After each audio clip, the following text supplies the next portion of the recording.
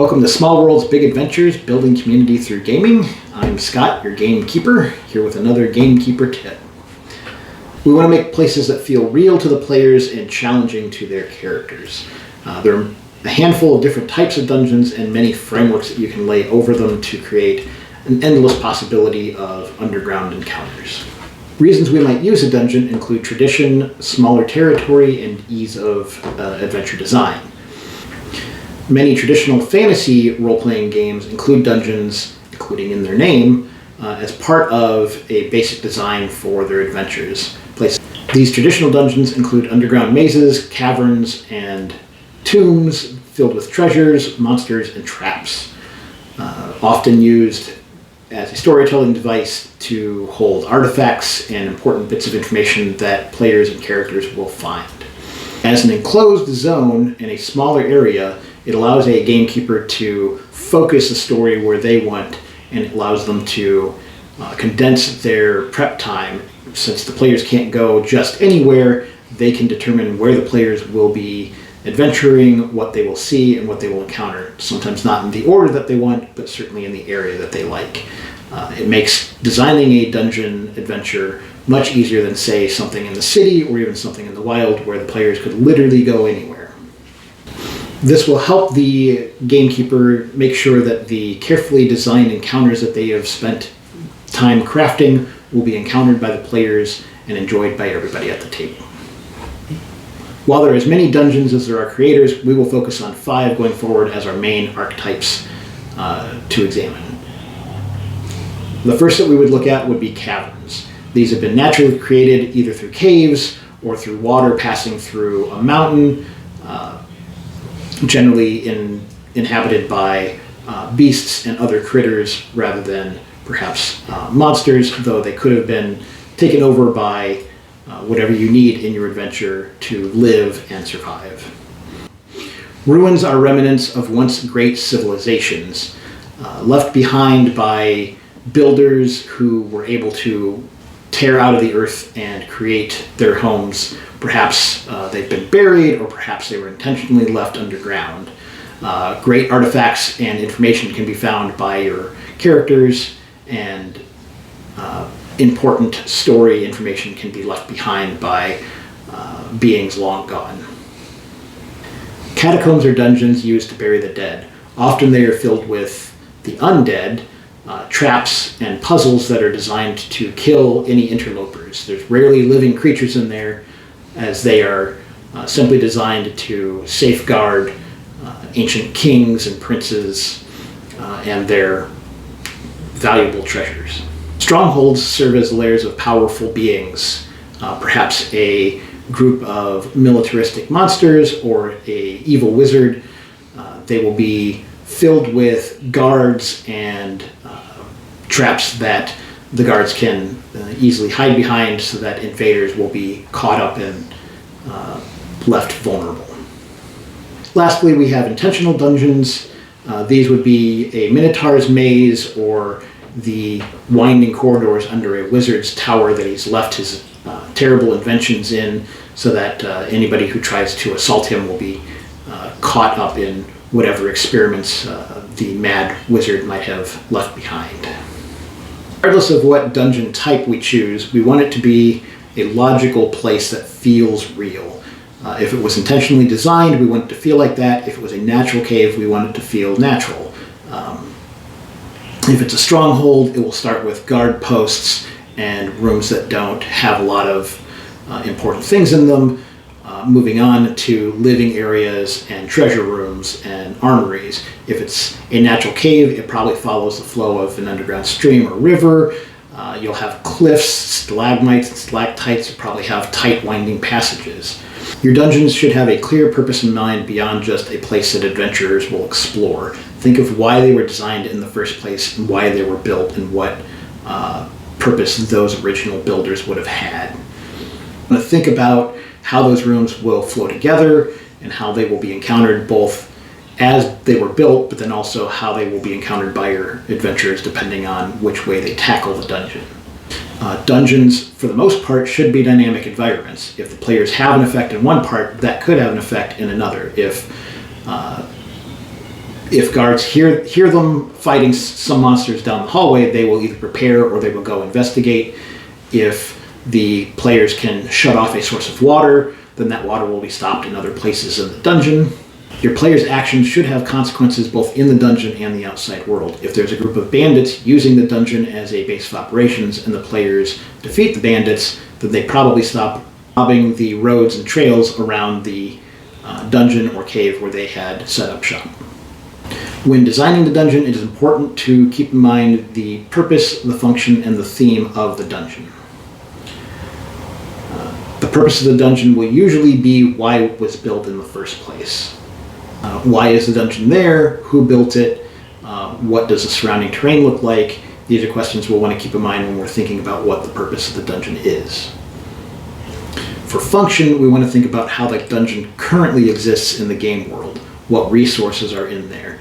How are the creatures acting towards one another and towards any type of outside intruder? We may want a theme for the dungeon, a way to tie everything together narratively. Does the dungeon tell a story of loss? Is it telling a story of betrayal?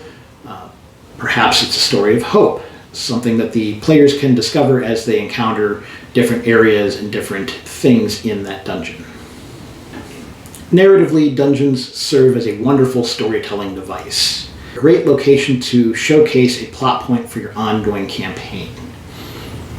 Using a dungeon effectively, you can craft a compelling narrative story for your players. When you're designing your dungeon, keep in mind its historical context and what story points this can point to in your campaign. Allow your players to investigate and discover these points to help flesh out the world that you are creating for them. In future videos, we're going to discuss traps and puzzles, especially how they're used in your dungeon. We're going to discuss realistic living spaces and how to make the dungeon feel real. And we're going to go more in depth in the types of dungeons that you can create, who would live there, how to lay out a dungeon, and what to place in it.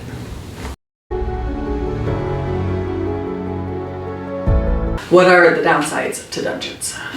Downside to dungeon, right off the bat, is it very much limits player choice.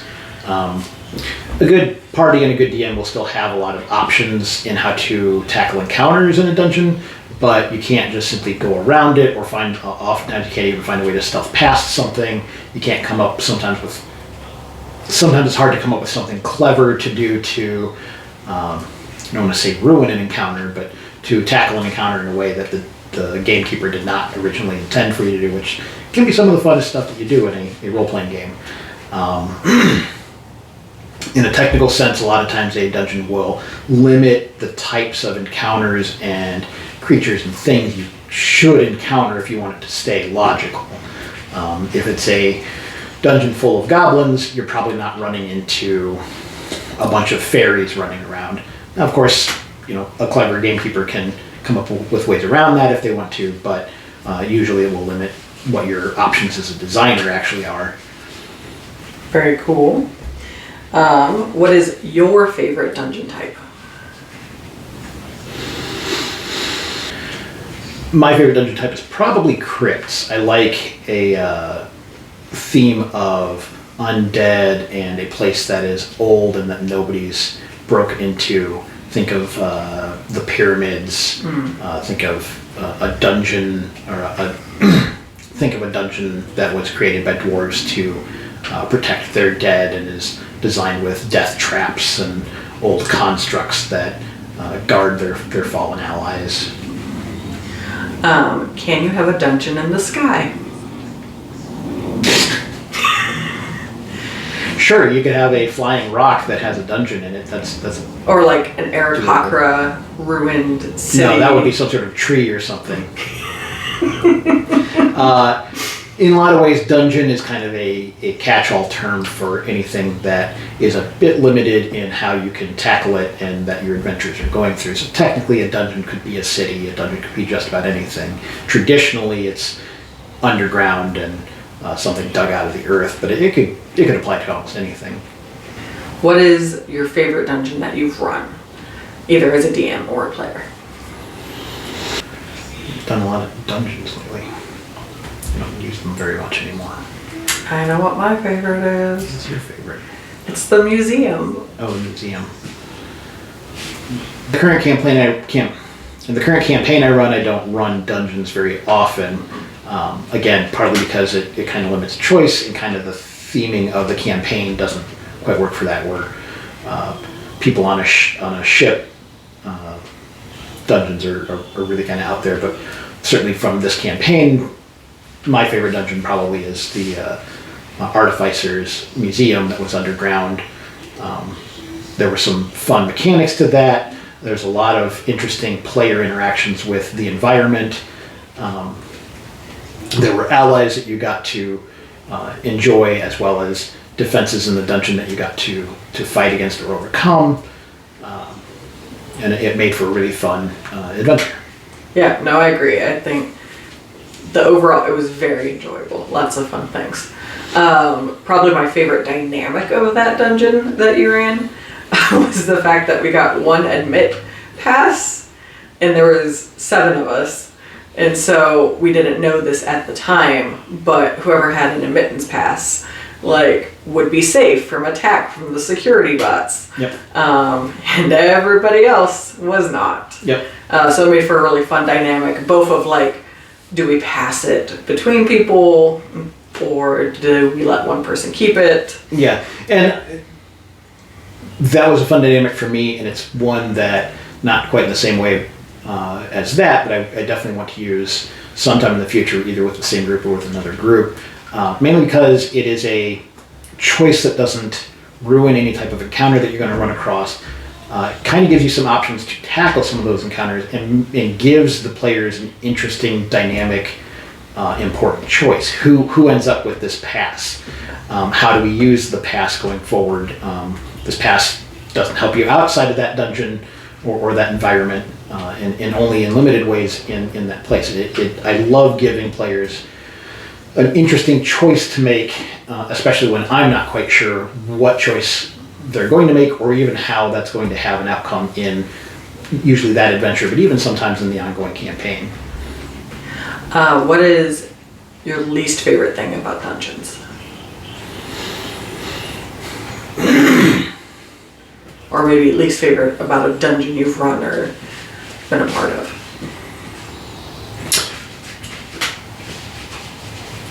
I guess my least favorite thing is dungeons that don't make a lot of sense.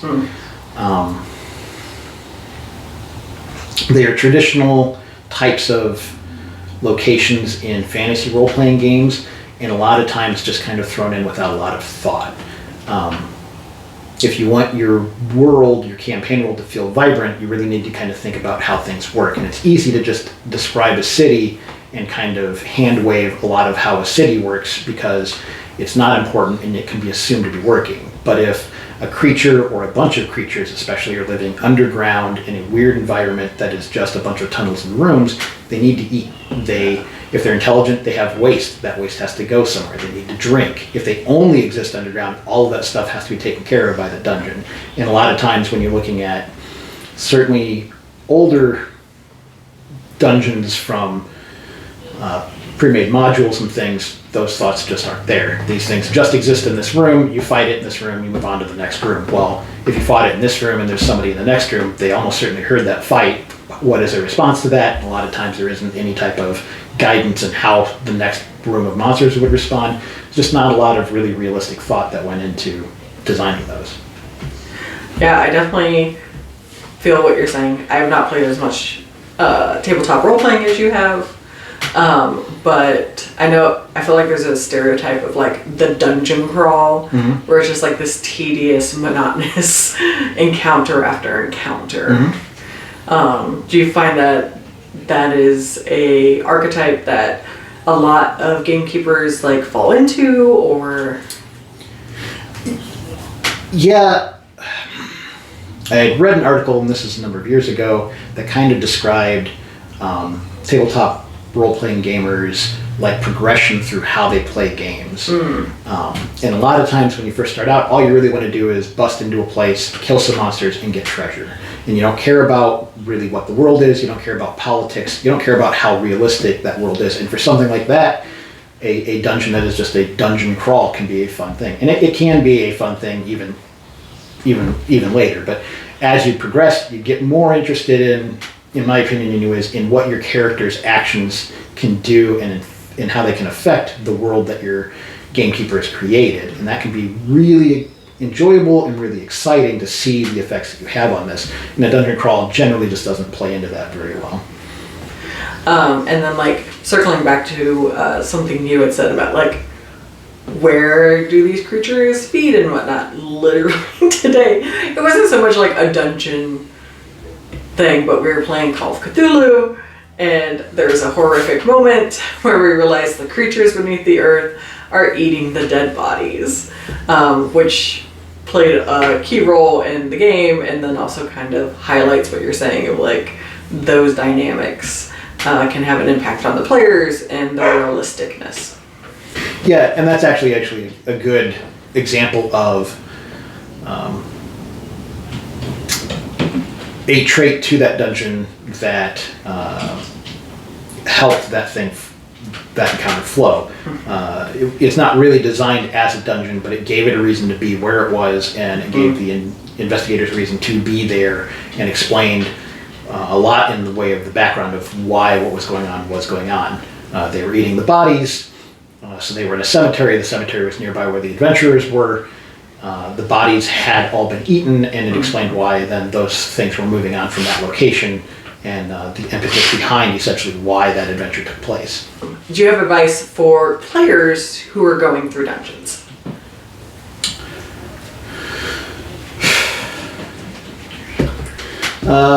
Preparation is key in a dungeon. If you can get any kind of investigation and background and understanding of what the dungeon is and why it's there going into it, that can be a real big help. It might give you an idea of what creatures to encounter, what kind of traps you might encounter, what kind of equipment you might need to overcome obstacles that might be in your way. Equipment is really important in going into a dungeon. Depending on how big it is, you might need food, water, you might need cold protection gear. It tends to be cold underground. You might need warm protection gear if you're near, say, a volcano, something like that. Replacement gear for stuff that might get broken, extra rope, anything that will help you continue and survive. There's not a lot of resources underground unless it's designed to be that way.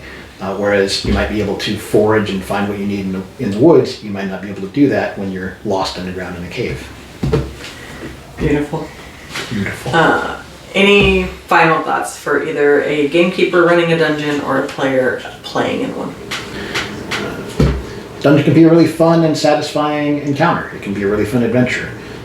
Like a lot of things that we need to decide in our game world, we need to decide why it's there and what the purpose of the adventure is going into that dungeon is going forward.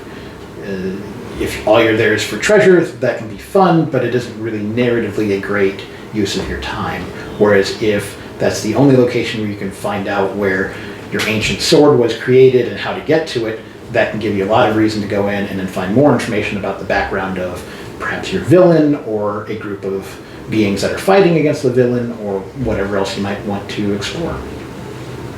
If you enjoyed this video, please like and subscribe. I'd love to see your comments below on your favorite dungeons that you've run, perhaps something you've created or you thought was very interesting. Please hit that notification bell. Every little bit helps.